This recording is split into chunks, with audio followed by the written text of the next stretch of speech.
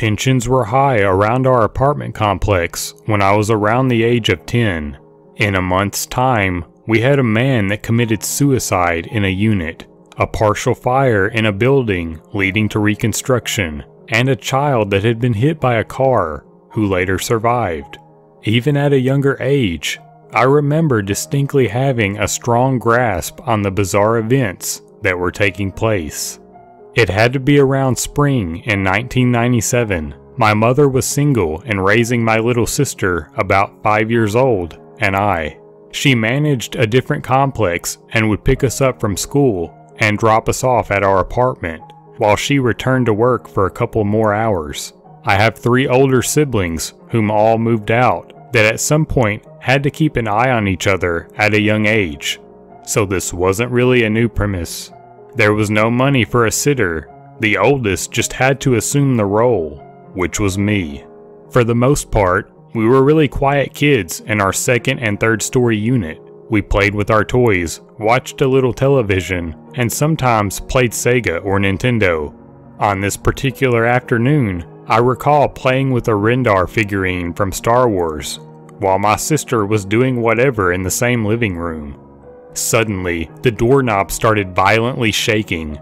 My heart dropped, and I remember it being the first time I had felt such terror. I rushed to the phone and paged my mom 911, and then dialed 911 to let the operator know that someone was breaking in. The operator reassured me that help was on the way. The door handle was still being messed with, but I was nervous if the deadbolt and chain would be enough. A couple of loud bangs happened, as if someone were ramming the door with their shoulder. Then it all just stopped. The cops arrived shortly before my mom, only to find a note from the maintenance man saying something like, "Air filter check." Now, the maintenance man claimed that he announced himself verbally, but I knew it was bullshit. Of course, the cops did nothing, and my mom's complaint to the office didn't yield in this man being fired. Unfortunately, this wouldn't be the most unnerving part of the story. My mom said the guy would stare her down in the parking lot and just smile at her. The whole situation creeped us out, and we wanted to move, but we couldn't afford the expenses. One night, a couple of weeks later, I was awakened by a loud thud coming from the roof. Being so easily rattled from the previous event, I ran to my mom's room to wake her up. She checked around to make sure everything was in place and reassured me that it was probably a rodent. We went to school the next morning and were dropped off at home in the afternoon as usual. Mom usually did a quick sweep of the place even before the attempted break-in, but this time, something seemed off. It was just a very uneasy feeling the apartment had when walking in. My sister and I were ordered to stay downstairs by the front door while she investigated upstairs. We waited patiently and felt very unnerved when suddenly our mother's shrieking confirmed our suspicion. She came barreling down the stairs and ushered us to the door. We went to a neighbor's and phoned the police. My mother was barking at them, "Someone is in our apartment." The police responded pretty quickly, and I was finally able to understand the situation. The bedroom had a walk-in closet that contained the hatch to the attic that connected the entire building's AC unit. There were shelves that were pretty high up, lining the closet walls. My mother walked in to find a dirty pair of men's tidy-whitey underwear laying in the floor. This was enough to send her running and phoning the police. However, the investigation revealed something more. The attic hatch had been disturbed. Just to add, the police found full handprints on the shelves in the closet. The noises I heard the previous night were more than likely this man hoisting himself back up into the crawl space, using the shelves to climb on after visiting us. The man was taken into custody, but I don't recall what the sentencing was. I need to look into it. Coincidentally, my older brother is now a homicide detective for that area. We ended up moving into my grandmother's house shortly after.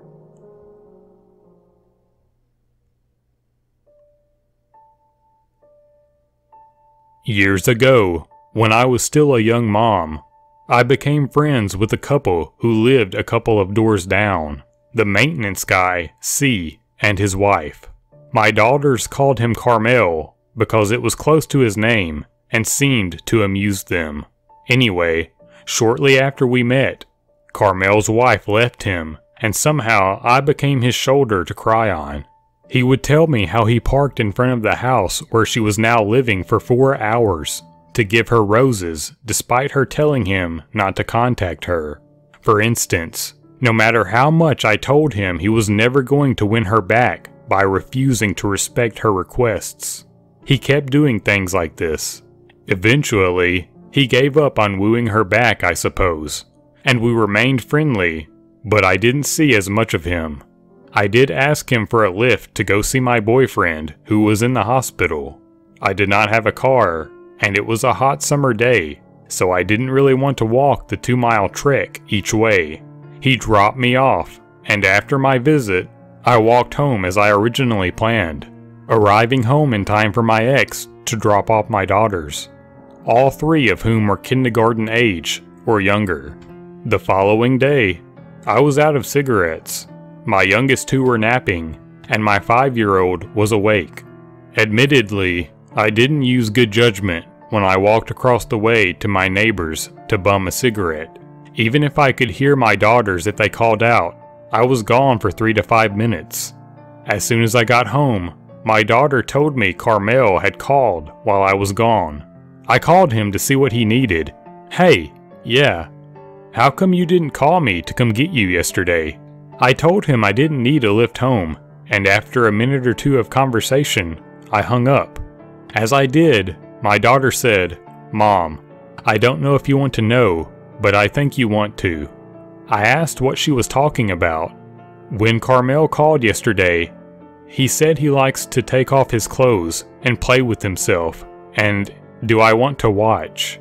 Obviously, this was the end of my acquaintance with Carmel, but it was not the end of the story. I filed a police report, but they couldn't really take action because they said a crime had not been committed. Okay. I told the apartment manager, and he was fired. However, in the months that followed, my middle daughter started saying odd things when she woke up at night. She'd always awakened at night to go potty or to get a drink in her semi-conscious state, and then always settled back to sleep instantly, but now said, "Carmel talked to me at the window on several different occasions. I always went to find out if he was there, but never saw anyone. I wondered if it was her imagination even, but every time she said it, she told me that he said he would be her friend if she let him in. And it happened every time she said he was at the window. It was scary, but I felt confident enough. After all, I was always home at night and would do anything to protect my girls. These things never happened before midnight, and I was always up until later than that. Then one night, I hired a babysitter while I went to a dance with my boyfriend. We got home around 10:30 or so, only to find the police at my apartment. An unidentified male had tried to convince the babysitter to open the door to him.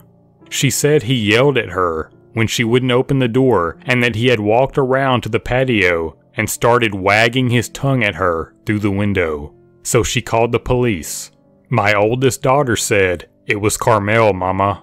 So, even after 2 police reports, it did not end. The final incident was when I was awakened to a loud pounding at my front door. I looked through the peephole, and it was a police officer. I invited her in, and she said that they had received a phone call about a man looking into one of the windows of my apartment, my daughter's room. She said the caller had apparently startled him and he ran, but the caller was able to get a license plate number. "Do you know a man named?" and spoke his real name. This was the last time he messed with my family, but it was not the last time I heard about him. My boyfriend ran into him at a convenience store a few months later and said Carmel acted like nothing had happened and they were just great friends. So, Carmel, the stalker, abuser, pedophile, let's not ever meet again.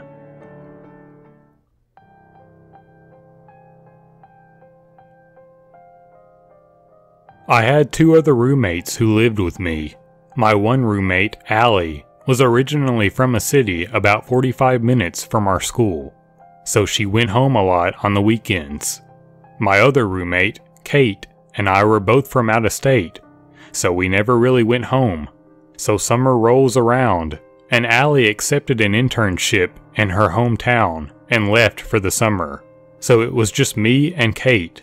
We both had internships in town and worked 40 hours a week, so we didn't really see each other except on weekends. My apartment complex was large and had an open layout, so everyone's front doors were accessible from outside. You didn't have to be buzzed in or anything. We lived on the first floor. We also had a lot of friends who lived in our same complex. We would often leave our doors unlocked during the day when we were home, in case anyone popped in to say hi. It was a Friday, which meant I didn't have to go into work until noon. All the executives had meetings in the morning, and since I was an intern, I wasn't required to be there. Kate, however, still left at her usual time of 8:30, leaving the door unlocked. Nothing uncommon about that. She knew I would be up soon, plus it was 8:30 a.m. What could happen? I was getting ready for work in my bathroom with the door closed around 10 a.m. when I heard our front door swing open. I figured it must have been one of my friends wanting to borrow something, or Kate had left her lunch here. I waited a minute for my friend to yell my name or raid my fridge, but I didn't hear anything. I suddenly got a very uneasy feeling. I stuck my head out and didn't see anything initially. Then I stepped out and turned towards the kitchen. Standing in my kitchen was a middle-aged man with his back to me. "Excuse me, can I help you?" The man turned around, looking very surprised to see me. He was holding a grocery bag with something in it. I couldn't see what it was. He stared at me for about 5 minutes before telling me he was maintenance, and we had called about an issue with our sink. I immediately felt like an idiot for being so rude, and thought Kate had put in a request and not told me. She had done this before. He then mumbled something along the lines of, he didn't have the proper tools to fix the problem, so he would have to come back later. He then breezed past me and went out the door. Weird. I immediately texted Kate and bitched at her for not telling me he was coming. She didn't respond, so I continued getting ready for work and left. Around 2 p.m., Kate called me on her break to explain she never put in a maintenance request. I immediately got a very nervous feeling. She told me to call our manager's office and report it. I told my manager the story, and he was not exactly very concerned and just blew me off. My apartment complex was pretty safe. The only time I ever saw a police car was to bust some idiots throwing beer bottles off their balcony. The rest of the day, I continued to rationalize to myself that the guy had been maintenance, and he was just confused. By the weekend, I had basically forgotten about it. Kate left Friday night for the weekend, meaning I had the apartment to myself, which never happens, so I was pumped. This was around the time of the NBA playoffs, and our hometown team was playing Saturday night, so me and a few of my friends went to a bar to watch the game. We left around 8 and decided to call it a night around 2 a.m. My friends were taking an Uber, but were headed in a different direction than me, so I opted to walk. Taking the long way meant I was coming from the opposite direction of where I usually walked in from the parking lot. I could see my windows first from the street. Then I'd have to walk around a few steps to get to my front door. As I got closer to my apartment, I could tell something was off with the windows. I could see Allie's window was just barely cracked open. First of all, Allie had been gone since May, and it was the end of June. Then as I got even closer, I saw the screen looked funny. It was sideways, like it had been popped out and then put back in, upside down. Now listen, I'm not one to overreact, but I knew for a fact that that window had been closed before I left for the bar. So I noped the fuck out of there and ran to my friend's apartment on the 3rd floor. where I called the police. I went down when they got there and reiterated the situation to them. They told me to go back to my friend's apartment and wait until they told me it was okay to come out. After about 2 minutes, the cops walk out with, you guessed it, the fucking weirdo who was in my kitchen the day before. The cop was holding this big-ass hunting knife in his hand. Nope, nope, nope. I really wish the police hadn't told me what I'm about to write, because it still haunts me. They found the creep hiding behind my couch in my living room, holding a hunting knife wrapped in a Kroger bag. Even creepier, had I not walked home and noticed the messed up window, I would have just walked in the front door from the parking lot, unknowingly. I had a lot to drink that night, and I had just planned on going right into my room and passing out. I would have fallen asleep with this guy still in my apartment. I know for a fact he wasn't just planning on hanging out. So weirdo, non-maintenance guy, let's not meet.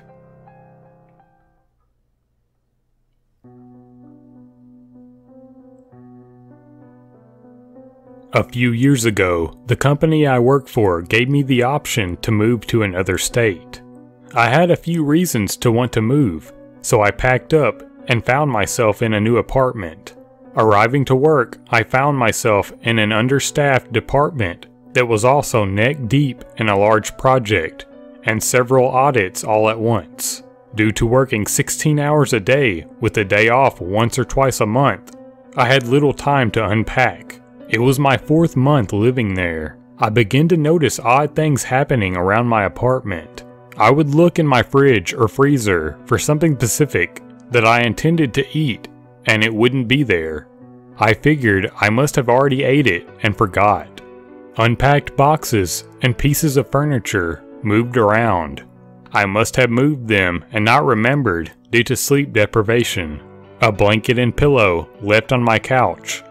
I must have crashed real hard at some point, but when did I have time to hook up my game systems, let alone start playing anything? I started thinking that I was losing my mind.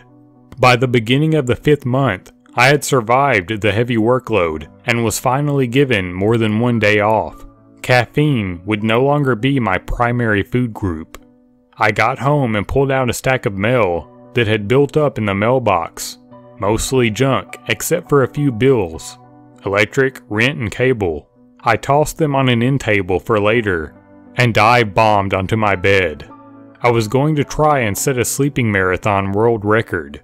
Burrowed into my bed like a tick, I was dead to the world while having a reoccurring dream about Billy Idol. Yes, I really do have one. I never heard my front door open or my television turning on. I woke up confused hearing someone saying, "Pizza delivery. Did you order one with a giant sausage?" And then bow chicka bow wow music.